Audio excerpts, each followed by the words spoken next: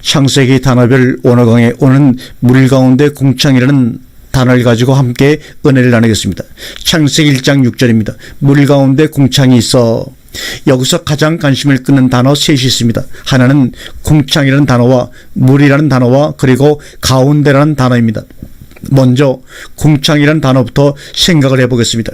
이 구약에는 이 단어가 17번 사용되었는데 창세기 1장에서 9번, 시편에서 2번, 그리고 에스겔서에서 5번 사용됐고 다니엘서에서 1번 사용됐습니다. 창세기 1장에서는 둘째 날과 넷째 날 두 번이 나타나는 단어로서 둘째 날은 물 가운데에서 궁창을 만드시고 그것을 하늘이라고 명명하신 것으로, 넷째 날에는 광명들이 있는 장소로 궁창이라는 단어를 묘사하고 있습니다.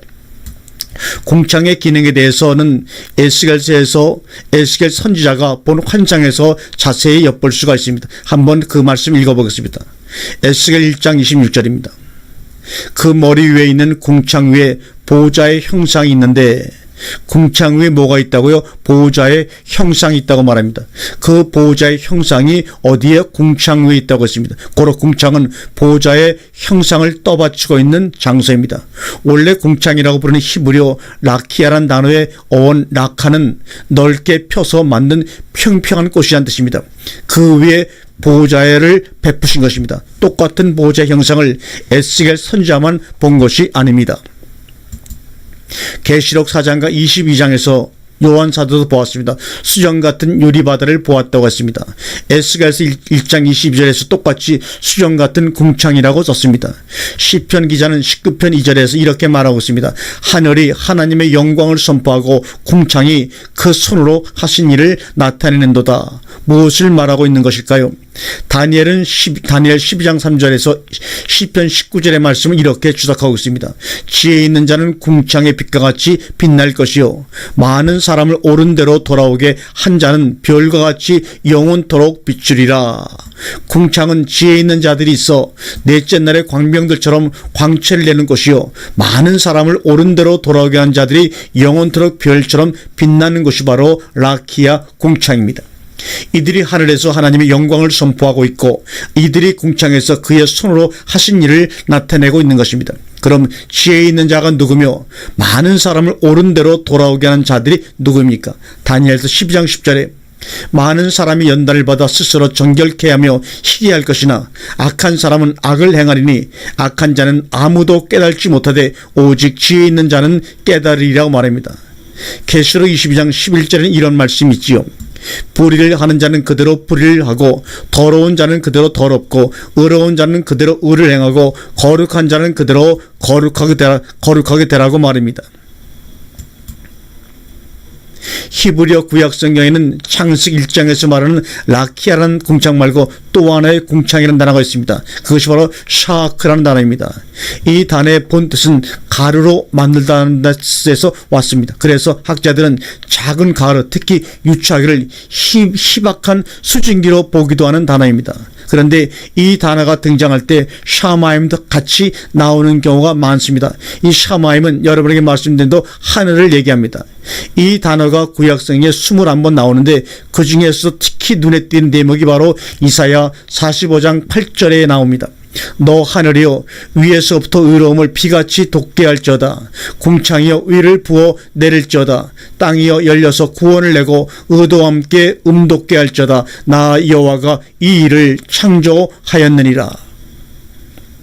하늘을 창조하신 목적이 위에서부터 의로움을 비가 쏟아지는 것처럼 쏟아내리게 하시려 하며 궁창을 만드신 이 목적이 의를 부어 내리려 하시며 땅을 만드신 목적이 그 땅을 열어서 궁창으로부터 부어 내리신 의가 싹이 터 구원의 열매를 맺게 하려 하심이라고 말합니다. 그런데 이 말씀이 기록된 이사야 45장 8절 앞에 전에는 이런 말씀이 있습니다. 나는 빛도 짓고 어둠도 창조하며 나는 평안도 짓고 환난도 창조하니 나는 여호와라 이 모든 일을 행하는 자라 하니라. 이 두 절을 보고 있노라면 마치 창세기 1장을 옮겨 놓은 듯이 보이지 않습니까? 빛과 어두움, 하늘과 궁창이 나오는가 하면 빛은 평안으로, 어둠은 환란으로, 하늘은 위에서 의를 쏟아내리시는 곳으로, 궁창은 의를 부어 내리는 곳으로, 땅은 의가 싹트고 구원이 열매 맺는 곳으로 주석까지 하고 있습니다. 그런데 조금은 난해하지만 그냥 넘어갈 수 없는 부분이 있습니다. 좀 난해하다 싶으면 여기까지만 보셔도 됩니다. 이사야 45장 8절의 9절 중 나 여호와가 이 일을 창조하였느니라 하는 대목 중에서 이 일을 창조하였느니라는 부분입니다. 히브리어로는 파라디오라고 해서 창조하다의 파라동사 1인칭 단수 남성 그리고 끝에 3인칭 단수 전미사가 붙어있는 형식의 단어입니다. 우리말 성경은 이 전미사를 이 일을 창조하였느니라고 해석하고 있으나 직역하면 내가 1인칭이니까 내가 그를 3인칭 그를 창조하였느니라가 됩니다. 그렇다면 여기서 말하는 그 곧 남성 3인칭 단수는 누구를 말하는 것일까요? 이사야 43장 7절에 이런 말씀이 있습니다. 물은 내 이름으로 일컫는 자 곧 내가 내 영광을 위하여 창조한 자를 오게 하라. 그들을 내가 지었고 내가 만들었느니라. 여기서 내가 창조한 자를 오게 하라가 앞에 49장 8절에 파라티우와 같습니다. 구약 성경은 파라티우가 이 두 고대에는 쓰이지 않았습니다. 그런데 43장 7절에서 고쳐야 할 부분이 있습니다. 그들을 내가 지었고 만들었느니라는 대목의 그들을 남성 3인칭 단수 그를로 고쳐야 합니다. 그러므로 43장 7절을 다시 한번 번역하면 물은 내 이름으로 일컬음을 받은 자들과 내가 내 영광을 위하여 창조하고 지었고 만든 그들을 그를 3인칭 단수입니다. 왜 이렇게 말씀하시는가 하면 그 다음 43장 8절 때문입니다. 눈이 있어도 소경이요 그에게 귀가 있어도 기멍을 든 백성들을 너는 이끌어내라.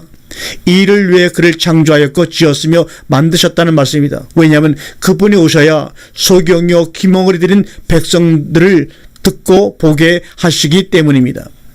다음에는 생수가 허리라는 단어를 가지고 함께 은혜를 나누도록 하겠습니다.